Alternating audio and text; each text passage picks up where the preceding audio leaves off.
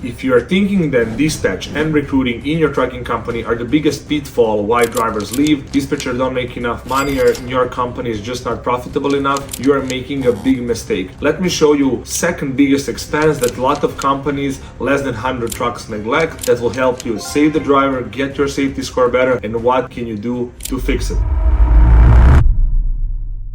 Hi, my name is Samir. As you probably know, I'm the owner of Elysium Enterprise. We help companies grow and stabilize their drivers acquisition, make their drivers stay longer, make them happier, and at the end of the day, save your company money and make safety score better. Let me just go to the second thing that a lot of companies don't think about. Not only the fuel discounts, but yeah, we are talking about the fuel. Fuel is one of the biggest expenses when you have a trucking company, when you have a trucking fleet. This is one of the biggest expenses that you have on a weekly basis.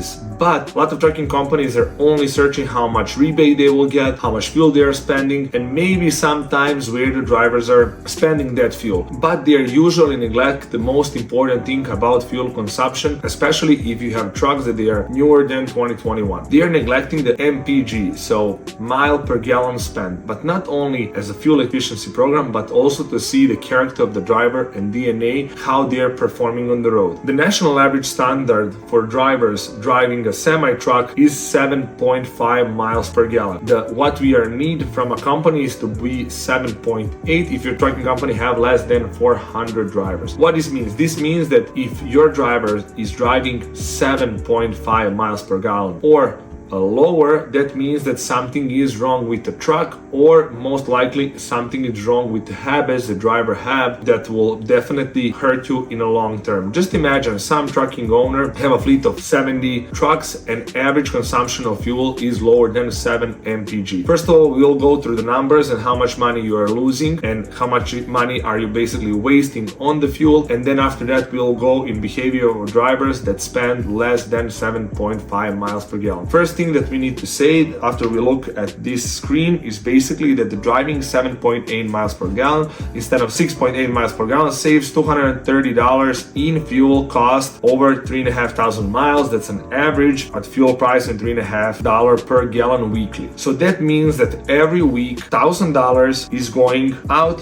from your company just by not being able to get your drivers on the right pace, not driving the truck properly. These $1,000, if you're an owner that have a company driver program, these $1,000 go directly out of your paycheck every month. Let's say you have 50 company drivers times 50, that's 50K a month. In a year, that's almost $600,000. Not only that you are spending more amount on fuel, and this $600,000 is literally cash that you can save inside your company. The consumption of this type of fuel usually means that drivers are not taking care of the trucks. They are driving faster than usual. They are using hard brakes, and I swear if you go to your Samsara or whatever program that you are using, if the drivers are driving less than 7.5 miles per gallon, that usually means that they usually have worse record, they have more harsh stops, and they are basically danger for the company. Usually these type of drivers, they're driving less than 7.5 miles per gallon, or if they have a consumption for less than 7 miles per gallon, are danger for the company and for the road. Why? Because if they have that type of behavior of driving, and especially if you have a newer trucks, that means that these type of drivers are neglecting the other people, they are neglecting the traffic signs, they are driving faster than usual, so that can also implement in your safety score that they are more likely to make mistakes while driving. Usually all the trucks that we work with, we govern on 65 miles per gallon on the cruise control, and on top of that we are governed for them on a pedal to be on 67. That's more than enough in most of the states. If you don't have your truck locked, make sure you do it.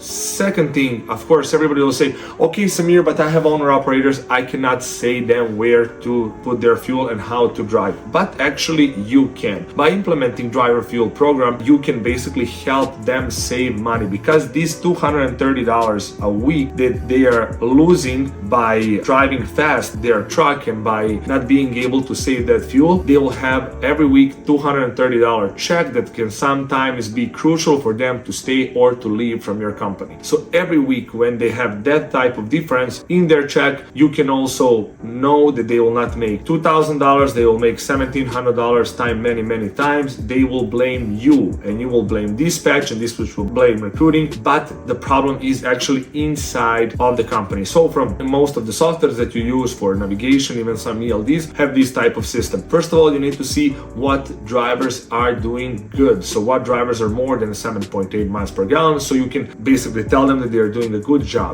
The most common thing that you can see why drivers are not having the results that they need to have is because they are not using cruise control. So cruise control and idle are the biggest consumers of the fuel. So if you are checking how much fuel consumption goes to your idling side, you will see that most of the drivers have more than 30% idling time. The ideal will be 20% of idling time, but if you can do it less than that, even better. That will save you thousands of gallons of annually, and of course on top of that, it will save you hundreds of thousands of dollars annually that will get direct inside your pocket, or it will not go from your pocket. The second thing is cruise control. Drivers need to be incentivized to be on cruise control, not switching the lanes enough. Basically make sure that they keep up with the traffic. That also implements in saving their equipment, having less maintenance. Even though they are owner operator or lease to purchase, they will have less headache with the truck, they will stay the less in the shop, and then because of that they will make more money and they will not switch company really fast. If you have company driver, the math is simple. You need to let them know that they need to be above 7.5 or 7.8, and if they do so, I advise you to give them some type of bonuses per every mile per gallon that they go higher. It can be cents per mile, it can be some type of bonus, $50, $100, $200, but it will save you money on the long term. Not only with the fuel, but also with everything else, with your safety, with your maintenance, and with your overall of the company. If you're seeing that somebody is weeks ahead driving for less than 7 miles per gallon, you can call them, say that their driving behavior doesn't go and doesn't align with the company policies, and they have 3 weeks to fix that. If they cannot fix that, first of all, their truck is probably losing money for your company. Their driver is most likely not satisfied because he needs to deduct that money out of his check, or if his company driver probably is losing money that you don't even know. So you need to neglect those type of drivers and basically eliminate them from your company. And if you don't know how to do it, there is a simple math. You can let us know. We will calculate all your trucks to see which trucks are profitable, which trucks you need to switch or drivers to replace. If the driver is good and you switch him to another truck, that means that probably something is wrong with the truck, and even better, you can prevent that truck breaking down on the road. You can bring it in Chicago or wherever is your base and fix it. So don't neglect this type of factor. Sometimes dispatch did an amazing job, recruiter did an amazing job, but just driver behavior is the one that he's consuming a lot of fuel. Also, just not to neglect, we need to make sure that the drivers, especially owner operator and lease to purchase program, take care of where they put the fuel as well. I know sometimes they want to save on IFTA, but you need to check their fuel statements, and if they put fuel somewhere for $5, you need to let them know, okay, the reason why your check is lower this time because you put 500 gallons for $1 more than average price fuel. That means that this $500 was eaten by your bad choice. So next week, don't blame on us. Make sure you put your fuel on the right place, and that will teach them a lesson that they will keep to the rest of their trucking career. So if you like this type of advice, if you want to have this type of video seeing more, like this video and also subscribe to the channel. This type of video needs to be sent to your fleet managers or whoever is in basically recruiting the drivers, educating them about this type of problem. If you have a trucking company more than 150 trucks, I strongly suggest for you to have somebody inside your company who will be dedicated for fuel consumption savings, keeping the driver safe on the road, because on that side you will for sure save hundreds of thousands of dollars. You will make your company safe, and you will see what the drivers are doing and how they drive just by their behavior. So make sure to keep up with this type of content, subscribe one more time, and see you in the next video.